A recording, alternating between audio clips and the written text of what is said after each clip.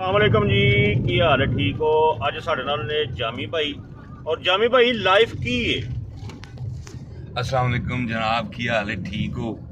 मैं उस्तादे मोहतरम नूं दस रहा सा किसी नाल बदसलूकी ना करो, माँ प्यो दे हकूक अदा करो, भैनां दा हक अदा करो, भाइयां दा हक अदा करो, गुआंढियां दा हक अदा करो, खाओ पियो अच्छा ते अच्छा पहनो, फौत हो जाना कख भी नहीं नाल जाना, बस यही जिंदगी है, ਇਹਦੇ ਇਲਾਵਾ ਕੱਖ ਵੀ ਨਹੀਂ। ਜਿਨ੍ਹਾਂ ਕੋ ਵਿਚਾਰਿਆਂ ਕੋ ਬਿੱਲ ਭਰਨ ਜੋਗੇ ਪੈਸੇ ਨਹੀਂ ਉਹ ਕਿਸ ਤਰ੍ਹਾਂ ਲਾਈਫ ਅੱਛੀ ਗੁਜ਼ਾਰਨ ਜੀ। ਬੋਈ ਫਿਰ ਉਹ ਤਰੀਕੇਕਾਰ ਨਿਕਲੇ ਹੋਏ ਨੇ ਲਾਈਵ ਚੈਟ ਤੇ ਬਵੋ ਬਿੱਲ ਅੱਗੇ ਰੱਖ ਲਓ। ਇੱਕ ਬੰਦਾ ਕਰਿਆਨਾ ਲਾ ਕੇ ਬੈਠਾ ਹੋਇਆ ਹੈ, ਉਹ ਕਰਿਆਨਾ ਤੇ ਨਹੀਂ ਵਿਕ ਰਿਹਾ ਬਾਰਾ ਫੁੱਲ ਨੂੰ ਵਜੇ ਜਾ ਰਹੇ ਨੇ। ਹਾਏ ਹਾਏ ਵਰਗਾ ਬਿੱਲ ਯਾਦ ਕਰਾ ਕੇ ਤੁਸੀਂ ਮੇਰਾ ਵੀ ਮੂਡ ਖਰਾਬ ਕਰਤਾ ਹੈ। 2 ਦਿਨ ਬਾਅਦ ਰੀਡਿੰਗ ਹੈ।